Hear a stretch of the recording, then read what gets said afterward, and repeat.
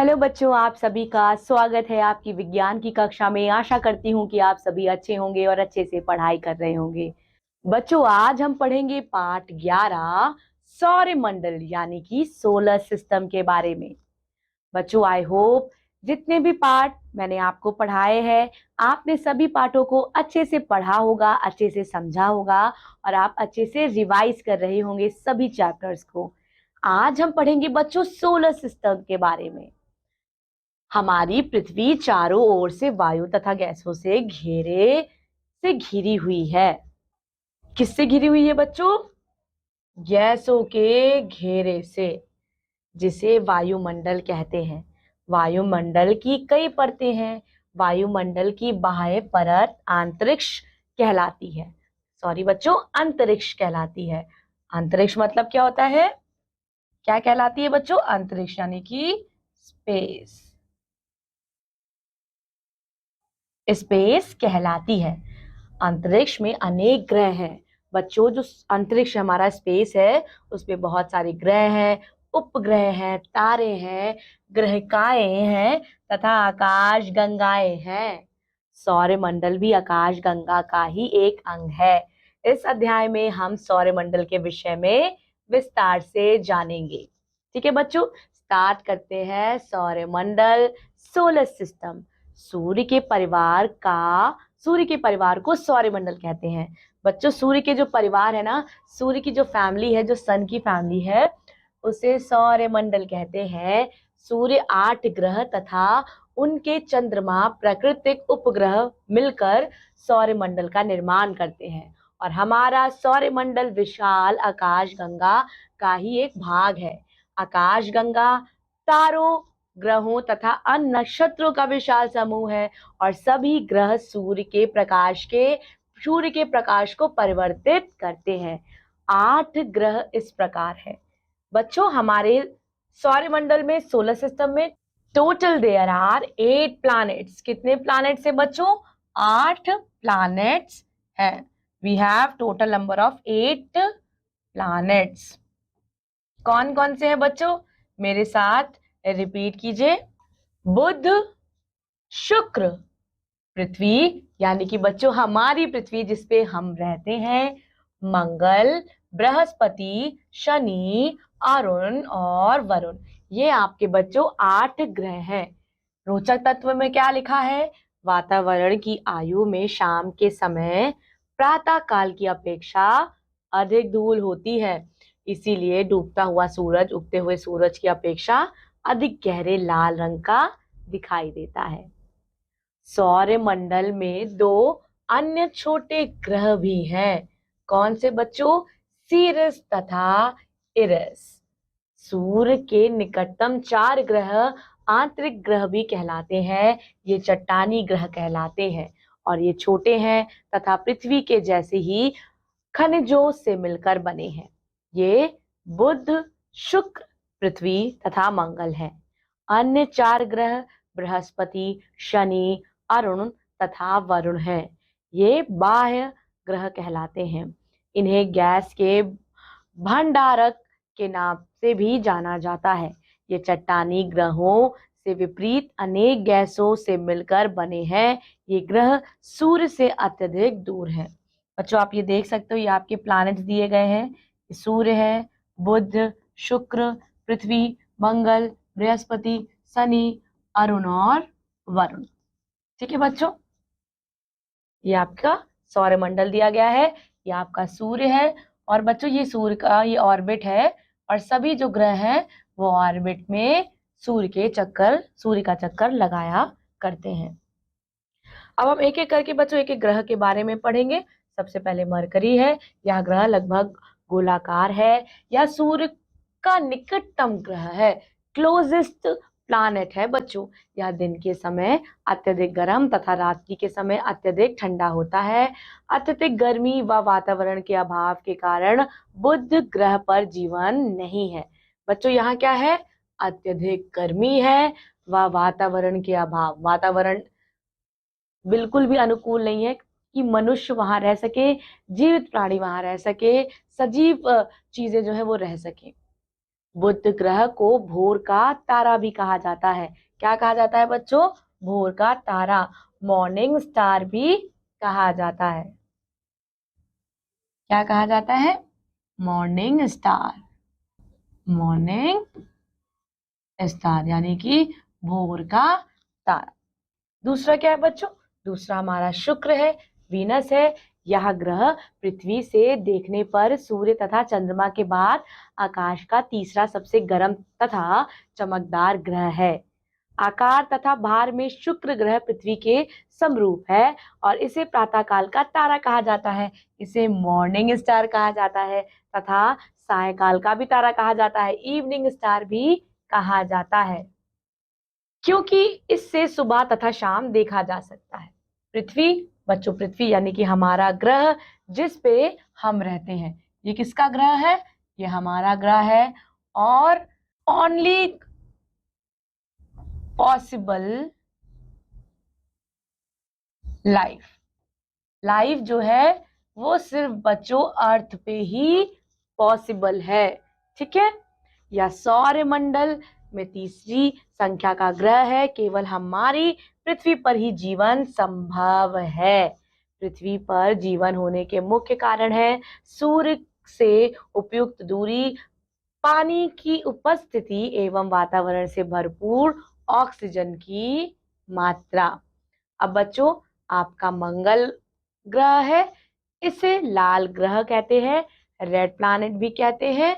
यह लाल धूल से ढका हुआ है, अतः रात्रि में आकाश में लाल दिखाई देता है। मंगल ग्रह पर पानी नहीं है तथा यहाँ का तापमान बहुत कम है। बच्चों, जुपिटर ये सबसे लार्जेस्ट प्लैनेट है। यह सौरमंडल का सबसे बड़ा तथा तेजी से घूमने वाला ग्रह है। इसमें अनेक रंगीन पट्टियां हैं। यह पृथ्वी की तुलना में लगभग 11 गुना बड़ा है। बृहस्पति के वातावरण में बहुत सी जहरीली गैसें हैं। रोचक तत्व में क्या दिया गया है बच्चों? बृहस्पति ग्रह को दूरदर्शी से देखने वाले सर्वप्रथम वैज्ञानिक गैलीली थे। दूरदर्शी मतलब बच्चों टेलीस्कोप। ठीक है? टेलीस्कोप से देखने वाले पहले साइंटिस्ट आपके गैलीलियो थे। अब हम पढ़ेंगे बच्चों सैटर्न।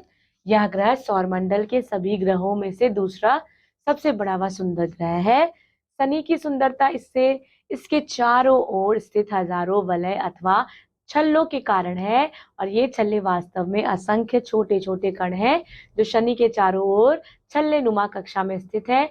शनि ग्रह बहुत हल्का तथा सुनहरे रंग का है।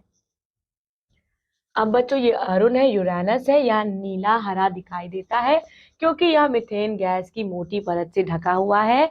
यह दूरबीन द्वारा खोजा गया प्रथम ग्रह था। इस ग्रह के चारों ओर भी बहुत से वलय हैं। वरुण, नेपट्यून बच्चों लास्ट प्लैनेट। इसकी सतह पर सदैव तेज तूफान टकराते रहते हैं। वरुण ग्रह अपने आकार एवं भार आदि में अरुण ग्रह की भांति है। अब बच्चों, हम उपग्रह यानी कि सैटेलाइट के बारे में पढ़ेंगे। ग्रह के चारों ओर एक निश्चित कक्षा में चक्कर लगाने वाले खगोलीय पिंड को उपग्रह कहा जाता है। बच्चों, जैसे ये हमारा सन है और ये हमारे प्लैनेट्स है, वो प्लैनेट जो है वो सन के चारों तरफ चक्कर लगाता रहता है। पृथ्वी भी बच्चों सन के चारों तरफ चक्कर लगाती है।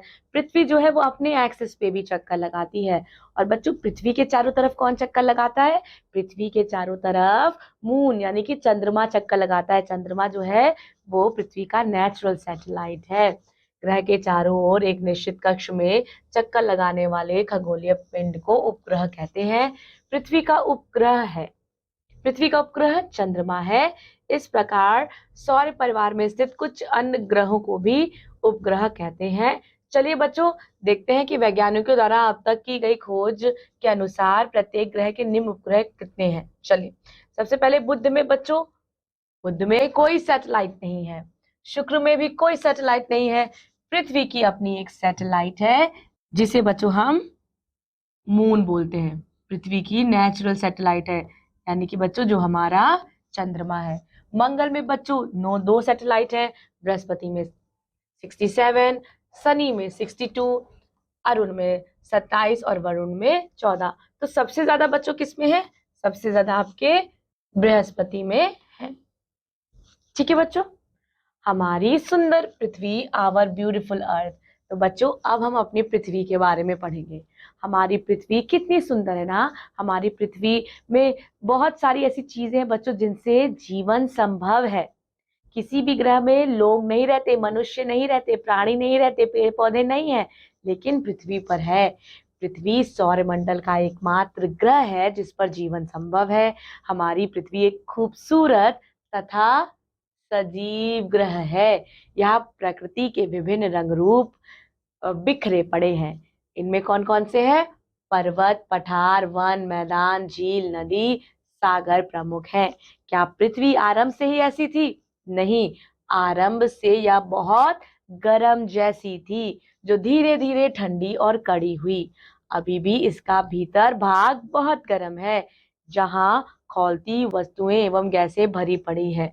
जब भी इन्हें कहीं से निकलने का अवसर मिलता है, ये ज्वालामुखी के रूप में फूटकर एक भयंकर दृश्य पैदा कर देती हैं। धरती की ऊपरी परत में मिट्टी और पत्थरों के छोटे छोटे टुकड़े पाए जाते हैं।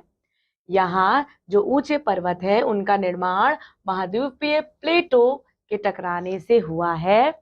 पृथ्वी के चारों ओर कई प्रकार की गैसों का आवरण है, जिनमें oxygen, hydrogen, ozone, nitrogen, carbon dioxide, ये सारी गैसें हमारी पृथ्वी पर मौजूद हैं। चंद्रमा, चंद्रमा जो है बच्चों पृथ्वी का प्राकृतिक उपग्रह है, नेचुरल सैटेलाइट है। उपग्रह वह वस्तु होती है जो किसी ग्रह के चारों ओर घूमती है। बच्चों इसका खुद का स्वयं का प्रकाश नहीं होता, इस पर वायुमंडल तथा जल नहीं होता, अतः चंद्रमा पर जीवन संभव नहीं है। चंद्रमा चट्टानों, पठारों तथा घाटियों के एक मरुस्थल के समान है। इस पर अनेक छिद्र हैं जिन्हें गड्ढे कहते हैं, और चंद्रमा का आकार पृथ्वी से अत्यधिक छोटा होता है। कृत्रिम उपग्रह, आर्टिफिशियल सैटेलाइट, पृथ्वी के चारों ओर घूमने वाली मानव निर्मित वस्तुएं कृत्रिम उपग्रह कहती हैं बच्चों। जैसे कि अभी हमने नेचुरल सैटेलाइट पढ़ा, जैसे कि बच्चों पृथ्वी की नेचुरल सैटेलाइट चंद्रमा है, मून है। इसी तरह से बच्चों वैज्ञानिकों ने नए तरह के सैटेलाइट्स निकाले हैं जो आर्टिफिशियल सैटेलाइट्स हैं। कृत्रिम उपग्रह चंद्रमा की अपेक्षा पृथ्वी के अधिक निकट है। इन उपग्रहों को अंतरिक्ष यानों की सहायता से अंतरिक्ष में छोड़ा जाता है। बच्चों 1975 में छोड़ा गया आर्यभट्ट नामक उपग्रह प्रथम उपग्रह था। इसके बाद भारत के अनेक उपग्रह स्थापित किए गए, भास्कर, रोहिणी, इनसेट आई, INSAT IB, INSAT IIA, INSAT IIB आदि। बच्चों चलिए अब हम पढ़ेंगे आर्टिफिशियल सैटेलाइट के यूजेस क्या है। चलिए मेरे साथ पढ़िए और दोहराइए। इनका उपयोग संचार के लिए किया जाता है। इनका उपयोग टीवी तथा रेडियो आदि पर प्रसारण के लिए किया जाता है। इनका उपयोग मौसम की जानकारी के लिए किया जाता है। इनका उपयोग इंटरनेट के लिए किया जाता है। इनका उपयोग आकाश पद्धति के लिए किया जाता है, और इनका उपयोग बच्चों अंतरिक्ष के नक्षत्रों के बारे में जानकारी प्राप्त करने के लिए भी किया जाता है। चलिए बच्चों, ये आपको महत्वपूर्ण तथ्य दिए गए हैं जो आपको अच्छे से पढ़ने हैं। पाठ को अच्छे से पढ़िएगा, एक बार फिर से दोहराइएगा। और ये पाठ बहुत ही ज्यादा इंपॉर्टेंट है बच्चों, क्योंकि जिस पृथ्वी पर हम रह रहे हैं, जो सूर्य चंद्रमा हम देख रहे हैं, हमें बस उन्हें देखना नहीं है कि वो कितना खूबसूरत है, पृथ्वी कितनी खूबसूरत है, हमें उनके बारे में अच्छे से जानना भी चाहिए। मैं अब आपसे मिलूंगी आपकी अगली कक्षा में। तब तक के लिए बच्चों अपना ख्याल रखिए, खुश रहिए, पाठ का अच्छे से अभ्यास कीजिए और अपने माता पिता का कहना मानिए। धन्यवाद।